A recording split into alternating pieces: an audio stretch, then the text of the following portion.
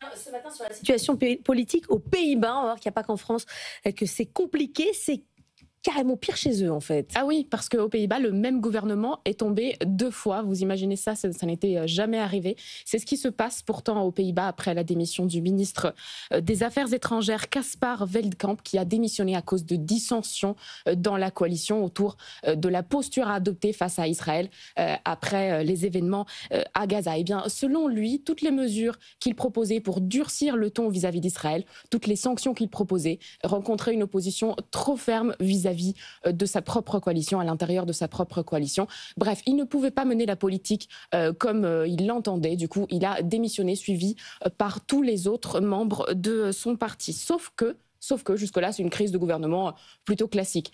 Sauf que ce gouvernement était déjà démissionnaire. C'était déjà un gouvernement intérimaire tombé au début du mois de juin dernier, tombé sur des questions migratoires. C'était déjà un gouvernement de coalition plutôt fragile.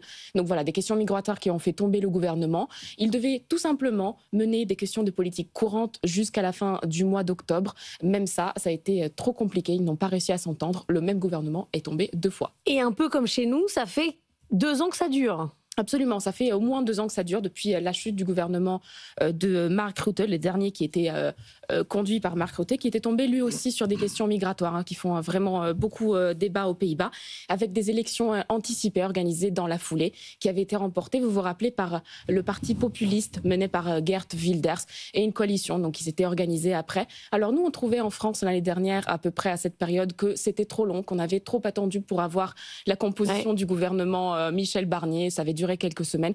Eh bien, les Néerlandais, ils ont attendu, eux, 7 mois, 7 longs mois de négociations, au terme desquels, eh bien, c'est ce gouvernement-là, mené par l'indépendant Dick Schoof, qui s'est formé. Alors, qu'est-ce qu'ils ont dit, les Néerlandais? Ça les stressait ou pas? Et oui, ça les stresse bien, parce qu'ils n'ont pas vraiment l'habitude de ça. Ils ont plutôt l'habitude du compromis, des discussions qui aboutissent. On arrive souvent à trouver à la fin une solution qui mette tout le monde d'accord. C'est pas comme en France. Selon les sondages, 4% seulement des Néerlandais font encore confiance à leur classe politique. C'est vraiment un chiffre dérisoire. Selon la plupart des électeurs, leurs dirigeants ne sont plus en mesure de prendre des décisions utiles dans aucun domaine finalement. Et ils n'ont pas tort. C'est vrai qu'avec les 2 partis qui ont quitté le gouvernement, eh bien, il n'y a même plus les sièges nécessaires au Parlement pour mener une politique tout simplement d'affaires courantes jusqu'au mois d'octobre. Ça va être très très compliqué. Alors, il y a le sujet spécifique du positionnement sur Israël, mais il y a aussi un sujet budgétaire aux Pays-Bas.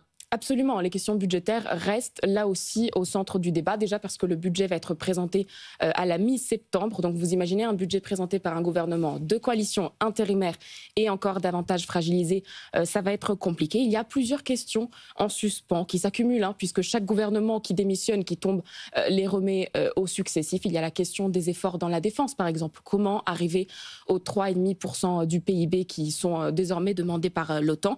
Dans le domaine climatique, comment arriver à réduire par exemple les émissions d'azote? C'est un sujet très très chaud aux Pays-Bas. Bref, c'est un véritable chaos. C'est le ministre des Finances qui le résume très très bien. On pourrait se dire que voilà, la crise politique est la même qu'en France, mais attention, il y a une différence majeure. C'est l'état des comptes publics, l'état des finances publiques. La dette publique néerlandaise a été ramenée à 43% du PIB. C'est un chiffre qui nous ferait rêver aujourd'hui en France. Une santé insolente affichée grâce à cette frugalité typique des Néerlandais, qui va peut-être permettre au prochain gouvernement de faire des choix budgétaires de manière un peu plus sereine. Merci beaucoup, Annalisa Capellini.